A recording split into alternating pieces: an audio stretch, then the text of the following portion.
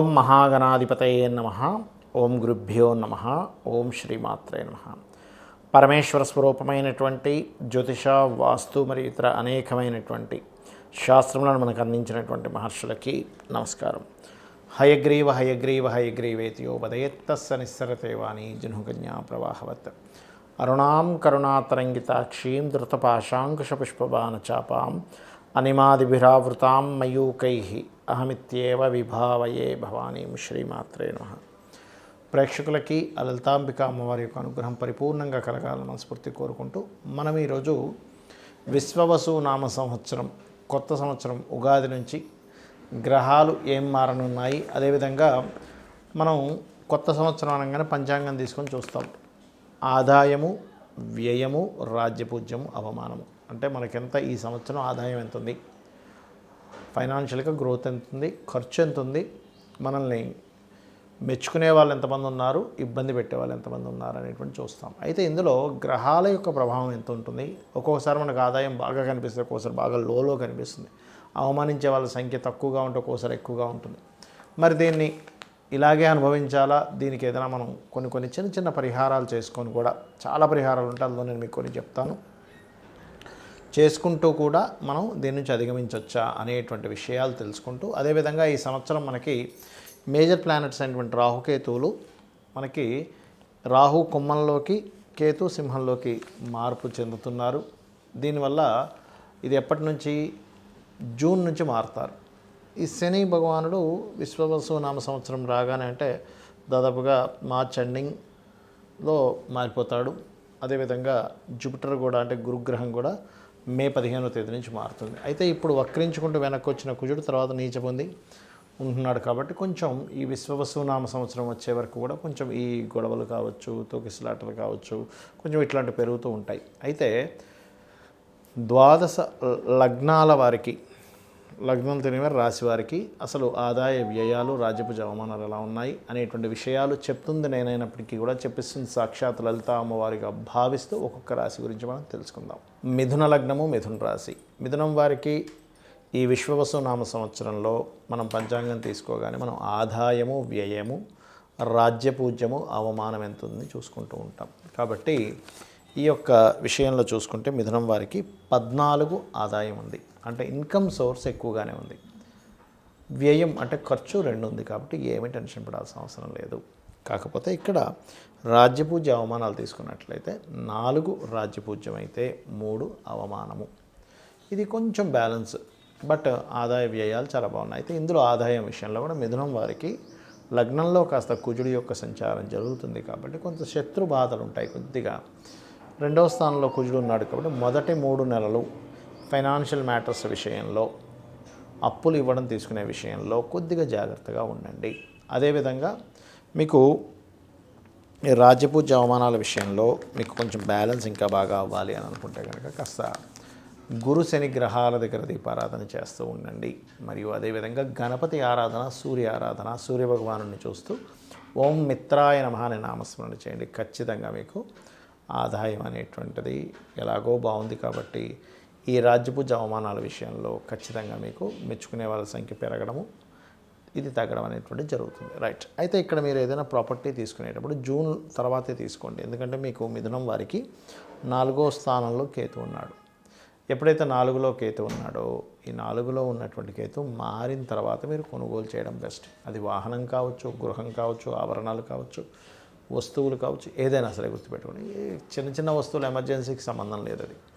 అయితే ఇక్కడ ఈ కుజుడు కాస్త లగ్నం నుంచి 2లోకి మారిపోయి 3లోకి వెళ్ళే వరకు మాత్రం అనవసరమైన ఘర్షణ సంబంధించిన వాటిలోకి అసలు వెళ్ళకండి.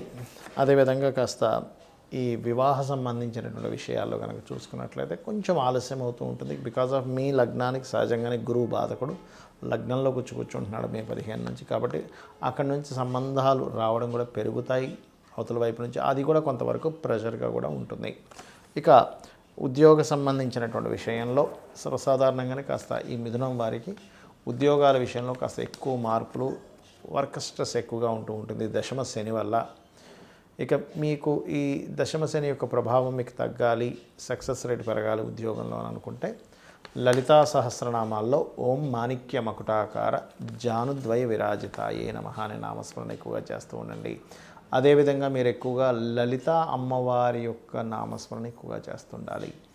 అలాగే మీకు ఎప్పుడైతే 3వ స్థానంలో కేతు వస్తున్నాడో జూన్ తర్వాత ఒక 1.5 year ఆఫ్ టైంలో మీరు ఏదైనా గవర్నమెంట్ కాంట్రాక్ట్స్ చేసేవారు, గవర్నమెంట్ ఇవి చేసే అంటే గవర్నమెంట్ నుంచి ఏదైనా మీరు మధ్యవర్తిత్వంగా ఒక్కోసారి చూడండి గవర్నమెంట్ కాంట్రాక్ట్స్ చేసేవాళ్ళు ఉంటారు, గవర్నమెంట్ అగ్రిమెంట్ రాసుకునే వాళ్ళు ఉంటారు. నార్మల్గా అగ్రిమెంట్స్ రాసుకునే విషయంలోని కొంచెం జూన్ నుంచి కొద్దిగా జాగ్రత్తగా ఉండాలి. 3లో కేతువు ఉన్నందుకు సహజంగా పాపగ్రహాలు 3లో ఉంటే మంచిదే, కానీ కేతువుకు ఉండే లక్షణం అది కాబట్టి అది చూసుకోండి. ఇక మీరు నిత్యము లలిత అమ్మవారి యొక్క ఆరాధన చేస్తున్నట్లయితే అన్ని విధాలా మీకు బాగుంటుంది.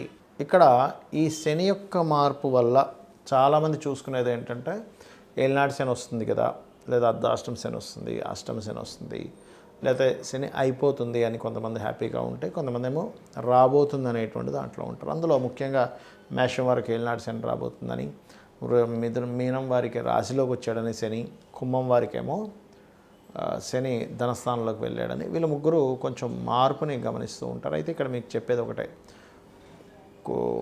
శని ఎక్కడున్నా అంటే మీ జన్మజాతకంలో ఎనీ హౌస్ గుర్తుపెట్టుకోండి, ఆ హౌజ్కి సంబంధించిన విషయంలో కొంచెం స్ట్రెస్ అవుతూ ఉంటుంది గుర్తుపెట్టుకోండి.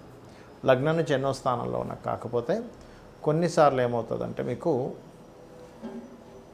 కొన్ని సందర్భాల్లో ఈ శని భగవానుడు ఇచ్చేటువంటి రిజల్ట్స్ ఒక్కోసారి పాజిటివ్గా కూడా ఇస్తాడు గుర్తుపెట్టుకోండి. ఎప్పుడూ నెగిటివ్గా ఉంటుందని రూల్ లేదు, కాకపోతే పాజిటివ్గా ఇవ్వాలి అంటే మీరు చేయవలసింది ఏమిటి తెలుసుకోండి ముందుగా. ఇక్కడ ఇంకొక విషయం చెప్పి నేను మీకు పరిహారం చెప్తాను శనికి సంబంధించిన విషయంలో. ఒకటి, శని నడుస్తుంది కదా వివాహం అవ్వదు అనుకుంటే తప్పు. శని భగవానుడు నడుస్తున్నాడు కదా, ఎక్కడ కూడా మీకు వివాహంతో పాటు సంతానం కలగదేమో అనుకుంటే కూడా తప్పు, రాజకీయంగా రాణించాలనుకుంటే కూడా తప్పు. ఎందుకంటే ఇక్కడ ఎప్పుడు కూడా శ్రమకారకుడు, ఉద్యోగాలు వస్తాయి, వివాహాలు అవుతాయి, రాజకీయంగా రాణించడం జరుగుతుంది, సంతానం కూడా కలగడం జరుగుతుంది. కాకపోతే ప్రతిదీ కూడా కొంచెం స్ట్రెస్ఫుల్గా వెళ్తూ ఉంటుంది, పెయిన్ఫుల్గా వెళ్తూ ఉంటుంది. ఇది కొంచెం చూసుకోవాలి గుర్తుపెట్టుకోండి. మరొక విషయం ఏంటంటే ఇక్కడ గమనించుకున్నట్లయితే ఈ యొక్క ప్రభావం ఏదైతే ఉందో శనికి సంబంధించిన ప్రభావం పర్టికులర్గా మీరు ఎవరైతే రెగ్యులర్గా అంటే ఏలినాటి శని, అర్ధాష్టమ శని, అష్టమ శని నడిచేటువంటి వారు, లేదా శని దశ నడుస్తుంది కొంతమందికి ఆ శని దశ, శని మంచి పొజిషన్లో ఉంటే మంచి ఫలితాలు కూడా ఇస్తాడు, బ్యాడ్ పొజిషన్లో ఉంటే ఆ 19 years ఆఫ్ శని దశ ఇబ్బంది పడుతూ ఉంటారు. దీనికి పరిహారం ఏమిటి అంటే, ఫస్ట్ ఆఫ్ ఆల్ మీరు నిత్యము ఉదయము సాయంత్రము దీపారాధన చేయడం ప్రారంభించండి ఒకటి. రెండవది, వీటితో పాటు ఇందాక మనం చెప్పుకున్నటువంటి ఏలినాటి శని, అర్ధాష్టమ శని, అష్టమ శని నడుస్తున్నటువంటి వారు మధ్యాహ్నం పూట నిద్రపోకండి. ఇది చిన్నపిల్లలకి, స్త్రీలకి, లేనట్లయితే ముసలి వాళ్ళకి ఇది వర్తించదు. యువకులకి అంటే దాదాపుగా ఒక 15 years ఆఫ్ ఏజ్ నుంచి దాదాపుగా 50 to 55 వరకు కూడా ఇది మధ్య వయస్కులకి కూడా ఇది వర్తిస్తుంది. యువకులకి, మధ్య వయస్కులకి కూడా మధ్యాహ్నం పూట నిద్రపోకండి. ఇక నైట్ డ్యూటీస్ చేస్తాము, పొద్దున్న కాసేపు నిద్రపోదామంటే దట్ ఈస్ డిఫరెంట్ థింగ్. మీరు నైట్ డ్యూటీ చేసే వాళ్ళ గురించి కాదు ఇది.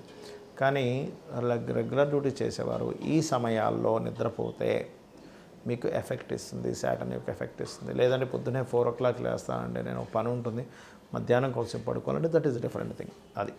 మూడవది ఏంటంటే గోవుకి ఎక్కువగా బెల్లము తినిపిస్తూ ఉండండి. మీరు ఎంత గోవులకు బెల్లం తినిపిస్తూ ఉంటే శని ప్రభావం అంత తగ్గుతుంది. మరొకటి, దగ్గరలో శివాలయం ఏదైనా ఉన్నట్లయితే నూనెని చక్కగా దీపారాధనకు వాడేటువంటి నూనెని తీసుకొని వెళ్ళి శివుడికి అక్కడ దీపారాధనకి వాడుకోమని ఇవ్వండి. ఇది మెయిన్గా గుర్తుపెట్టుకోండి. దీంతోపాటు మరి కొంతమందికి కాలసర్ప దోషం ఉంది కదండి నాకు అంటూ ఉంటారు. కానీ ఈ మధ్య నేను చూస్తున్నాను కదా చాలామందికి వాళ్ళు కాలసర్ప దోషం ఉందని నాకు చూపిస్తారు, తిరగలసిన రోజు కాలసర్ప దోషం ఉండదు. ఒకటే గుర్తుపెట్టుకోండి, కాలసర్ప దోషము ఎవరికి చూడమని చెప్పారంటే జన్మజాతకానికి చూడమని చెప్పలే అసలు. మీకు ఒకవేళ అంతగా కాలసర్ప దోషం వల్ల ఇబ్బంది పడుతున్నాను అని అనుకుంటే కాళహస్తికి వెళ్ళిరండి, ఈశ్వరానుగ్రహంతో ఆ దోషం తగ్గిపోతుంది.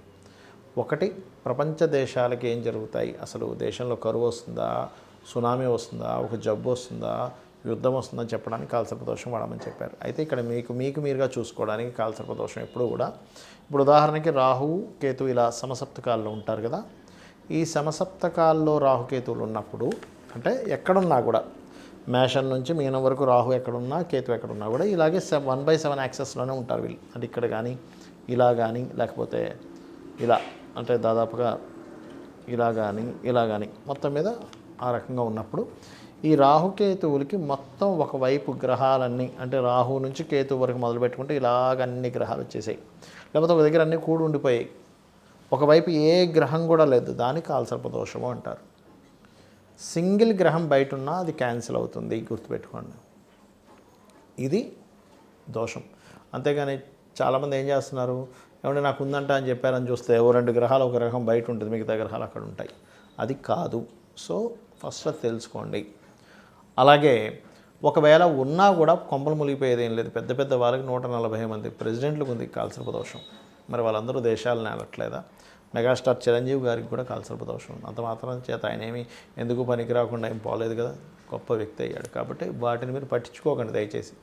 దశేం నడుస్తుంది, మీరు ఏ ప్రయత్నం చేస్తున్నారు, దానికి సంబంధించిన స్పెసిఫిక్గా అదేంటి, అదేం ప్రయత్నం చేస్తున్నారు, ఏ బిజినెస్లోకి వెళ్తున్నారు, మీరు చేసే ప్రయత్నానికి ప్లాంటరీ పొజిషన్స్ గోచారం కానీ మహాదశ లేదా అంతర్దశలు కానీ ఎంతవరకు సపోర్ట్ చేస్తున్నాయి, సపోర్ట్ చేయట్లేదు, మీకు అది యోగం ఉందా లేదా. యోగం ఉన్నప్పుడు ట్రై చేయడం వేరు, యోగం లేనప్పుడు ట్రై చేయడం వేరు. అంటే ఉదాహరణకి తిరుపతికి వెళ్తున్నాం, అసలు ఆ రూట్లో తిరుపతి ఉంటే కదా మీరు వెళ్ళి ప్రయాణం చేసినా సరే మీరు ఆ తిరుపతికి వెళ్ళేది. అసలు ఆ రూట్లో తిరుపతే లేదు, ఎంత దూరం అని ప్రయాణిస్తారు, దాన్నే యోగం అంటారు. ఆ రూట్లో తిరుపతి ఉంటే కాదండి ఇంకొంచెం దూరం వెళ్తే రీచ్ అవుతామని చెప్పుకోవచ్చు. అసలు లేదు, పరిస్థితి ఏంటి?